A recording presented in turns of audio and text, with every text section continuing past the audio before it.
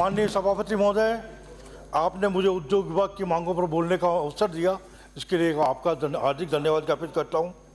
मैं राजस्थान के यशस्वी मुख्यमंत्री और डायनेमिक ऊर्जा मंत्री माननीय भजनलाल जी शर्मा और राज्यवर्धन सिंह जी का भी आभार व्यक्त करता हूं।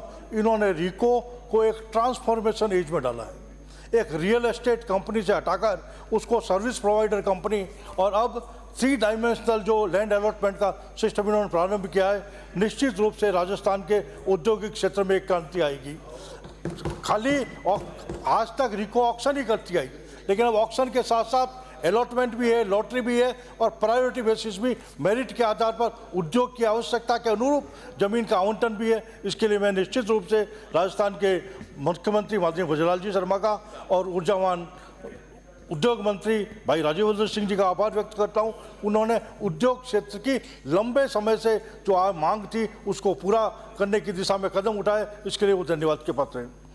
माननीय सभापति महोदय, उद्यमशीलता, उद्यमी और उद्योग तीनों रिलेटेड शब्द हैं। जब तक उद्यमशीलता का विकास नहीं होगा, उद्यमी का विकास नहीं होगा। उद्यमी का विकास नहीं हुआ तो उद्योग का विकास नहीं होगा। इसलिए आज के समय में आवश्यकता है उद्यमशीलता का विकास कैसे हो। प्रतिवर्ष हजारों की संख्या में इंजीनियरिंग करके ग्रेजुएट बाहर आते हैं, लेकिन उनको दिशा नहीं। पहले ये व्यवस्था थी कि जो इंजीनियरिंग कॉलेज से छात्र इंजीनियरिंग करके बाहर आते, उनको जिस डिसिप्लिन में वो करके आए उस विधा में कौन सा उद्योग स्थापित हो, ये उनको जानकारी दी जाती, सहायता दी जाती। लेकिन गत कुछ वर्षों में उद्योग विभाग खाली उद्योग विभाग एंटरप्रेन्योरशिप डेवलपमेंट का काम करना चाहिए, उसकी जगह खाली उद्योगों को फैसिलिटेट करने का काम करने लगा। मेरा मांग है कि उद्योग विभाग में जितने भी उद्योग प्रसार अधिकारी हैं उनकी जॉब फिक्स हो और उनका कार्य फिक्स हो और एक टारगेट ओरिएंटेड। हजारों की संख्या में बेरोजगार है, लेकिन उनको दिशा नहीं। दिशा देने का काम उद्योग विभाग में बैठे अधिकारी करें, उनको बुला के करें, चाहे कॉलेज में जाके करें। उद्यमशीलता जब तक विकसित नहीं होगी, उद्यमी विकसित नहीं होगा और उद्यमी विकसित नहीं हुआ तो उद्योग विकसित नहीं होगा। मेरा अनुरोध है माननीय उद्योग मंत्री महोदय से कि टेक्निकल यूनिवर्सिटीज के साथ एक टाई अप करते हुए कैसे उद्यमशीलता का विकास हो और उसके माध्यम से नए नए उद्योग प्रदेश में लगे और प्रदेश का औद्योगिक क्रांति की शुरुआत प्रदेश में हो। इसके लिए मैं आशा करता हूँ माननीय उद्योग मंत्री महोदय इस पर गौर करेंगे। दूसरा, इंडस्ट्रियल पॉलिसी आ रही है, मैं स्वागत करता हूँ औद्योगिक पॉलिसी का। पॉलिसियाँ पहले भी आई, लेकिन मेरा सुझाव है केवल पॉलिसी नहीं, पॉलिसी के साथ प्रोसीजर भी आना चाहिए। अगर जब तक उद्योग के प्रोसीजर नहीं आया, उद्यमी को मालूम ही नहीं है इसमें करना क्या है। दूसरा, इंटरप्रिटेशन प्रॉब्लम होती है, एक अधिकारी से दूसरे अधिकारी पर, एक डीआईसी से दूसरे डीआईसी में इंटरप्रिटेशन प्रॉब्लम हुई नहीं और फंसता कौन है? उद्यमी। इसलिए पॉलिसी के साथ प्रोसीजर हो, उस प्रोसीजर में हर कार्य की एक समय सीमा तय हो, तो ये 7 दिन में होगा, 10 दिन में होगा, और अगर उस दरमियान नहीं किया जाता है उसके अधिकारी के खिलाफ अनुशासनात्मक कार्यवाही। जब भी हम अगर इंडस्ट्रियल फ्रेंडली पॉलिसी ला पाएंगे और उद्योग विभाग को इंडस्ट्रियल फ्रेंडली बना पाएंगे। अभी खाली बातें हो रही है, पिछले कई सालों से मैं देख रहा हूँ कि उद्योग विभाग जो काम कर रहा है वो उद्यमी की अपेक्षा के अनुरूप नहीं हो रहा है और ये प्रोसीजर नहीं होने के कारण से भ्रष्टाचार को बढ़ावा मिल रहा है। भ्रष्टाचार पे अंकुश लगाने के लिए ये आवश्यक है कि इंडस्ट्रियल पॉलिसी के साथ इंडस्ट्रियल प्रोसीजर भी हो। हर पॉलिसी में क्या क्या एडवांटेज है, उनको प्राप्त करने का क्या क्या डॉक्यूमेंट उनको चाहिए, लिस्टेड हो और उनमें काम को पूर्ण करने की समय सीमा तय हो।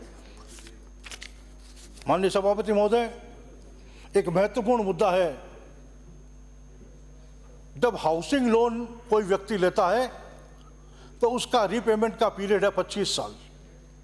लैंड वही है, बिल्डिंग वही है, और वो इंडस्ट्री के लिए लेता है तो उसका रीपेमेंट पीरियड है 7 साल। नेचर में कोई बदलाव नहीं, चाहे उद्योग के लिए जमीन लिए नेचर वही है, उद्योग के लिए भवन बन रहा है नेचर वही, लेकिन उसको 7 साल। इस कारण से नया उद्यमी उसमें पैर रखने से डर रहा है। अगर ये भी चाहे उसमें फाइनेंशियल प्रोसीजर में चेंज करना हो, फाइनेंस एक्ट में हो, चाहे या केंद्र सरकार से हो, इंडस्ट्रियल पॉलिसी में ये आमूलचूल परिवर्तन होना चाहिए कि आपका लैंड और बिल्डिंग का लोन रिपेमेंट 25 साल का हो। ताकि नया उद्यमी जो उद्योग लगाना चाहता है जमीन भी खरीद सके, उस पर भवन भी बना सके और छोटी मोटी मशीन लगा के अपना कार्य भी प्रारंभ कर सके। इससे जो नया उद्यमी आ रहा है उस पर फिनेंशियल बर्डन बहुत कम हो जाएगी और कम होगी तो जल्दी से उद्योग को लगाने की और उद्योग का विकास करने की ओर अग्रसर होगा। मेरा निवेदन माननीय उद्योग मंत्री महोदय से कि या केंद्र सरकार से भी हो या आपके स्तर पे हो तो लैंड और बिल्डिंग का इंडस्ट्री के लिए भी लोन का रीपेमेंट पीरियड कम से कम 25 साल किया जाए ताकि नए उद्यमी को इसका लाभ मिल सके।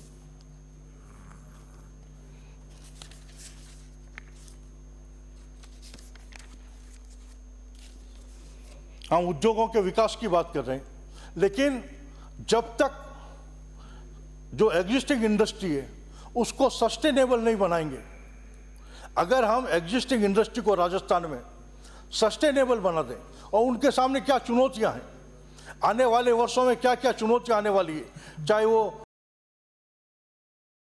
जोधपुर का हैंडीक्राफ्ट उद्योग हो, चाहे जोधपुर का ग्वारगम उद्योग हो, चाहे भीलवाड़ा का टेक्सटाइल उद्योग हो, आने वाले 4-5 सालों में इसके लिए उद्योग मंत्रालय के अधीन एक ट्रेड इंटेलिजेंस सेंटर जो आने वाले समय की चुनौतियों को पहले भाप के आपके उद्यमी को सचेत कर सके, भाई अगले 3 साल में आपके सामने ये चुनौती आने वाली है, इसका इस तरह से समाधान करना है। तो एक एडवाइजरी बॉडी, चाहे उसमें हमारे हिंदुस्तान के अच्छे से अच्छे कंसल्टेंट को हायर करना पड़े, लेकिन अगर राजस्थान में आज क्या हैंडीक्राफ्ट इंडस्ट्री की जोधपुर में क्या स्थिति हो रही है, ग्वारगम की क्या स्थिति हो रही, अगर ये ट्रेड इंटेलिजेंस विंग अगर राजस्थान में, और ये नवाचार होगा पूरे हिंदुस्तान में कि राजस्थान की सरकार एक ट्रेड इंटेलिजेंस विंग यहाँ प्रारंभ करे ताकि जो एग्जिस्टिंग इंडस्ट्री है उसको सस्टेनेबल बनाया जा सके, उसको बचाया जा सके। नहीं तो आने वाले दिनों में ये होगा नई इंडस्ट्री हम लाते जाएंगे और जो ट्रेडिशनल इंडस्ट्री है वो समाप्त होती जाएगी। मेरा आपसे निवेदन है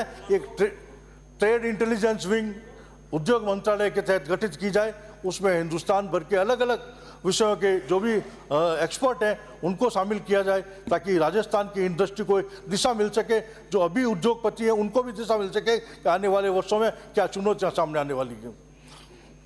दूसरा सबसे बड़ा सवाल है बेसिक एमिनिटीज़ जो औद्योगिक क्षेत्र रिको ने विकसित किए, आज भी मुझे मालूम है हजारों की संख्या में जोधपुर के औद्योगिक क्षेत्र में मजदूर काम करते हैं, लेकिन हम अभी तक उनको पीने का पानी वहाँ नहीं करा पाए। मेरा निवेदन है माननीय उद्योग मंत्री महोदय से कि जो भी एग्जिस्टिंग इंडस्ट्री एरिया है उसमें पीने के पानी की समुचित व्यवस्था, पाइपलाइन डाली हुई है लेकिन पानी नहीं आता, कनेक्शन दे दिए लेकिन पानी नहीं आता, तो इस संबंध में त्वरित कार्यवाही करते हुए आपसे निवेदन है कि औद्योगिक क्षेत्रों में पीने के पानी की समुचित व्यवस्था हो। औद्योगिक वाटर उद्योगपति स्वयं अरेंज कर लेगा, लेकिन हजारों की संख्या में लेबर के लिए पीने के पानी की व्यवस्था भी करें। मैं एक बार पुनः आपने जो औद्योगिक क्षेत्र में नए नए पैरामीटर स्थापित करने का कार्य हाथ में लिया है उसके लिए अग्रिम से बधाई देता हूं और आपसे आशा करता हूं क्या बिराजे आप बिराजे बोलने दीजिए, समाप्त करें। मैं बस 1 मिनट जी। माननीय खेल मंत्री जी से मेरा निवेदन है कि जोधपुर में संभागीय मुख्यालय होने के कारण से एक स्टेडियम का निर्माण का बजट में उन्होंने घोषणा की है। मेरा निवेदन है जोधपुर में पॉलिटेक्निक कॉलेज के पास बहुत बड़ा भूखंड है, वहाँ पे आप एटलीस्ट राष्ट्रीय स्तर का एक स्टेडियम वहाँ स्थापित करें, ऐसी मेरी मांग है। धन्यवाद। जय हिंद, जय भारत। धन्यवाद।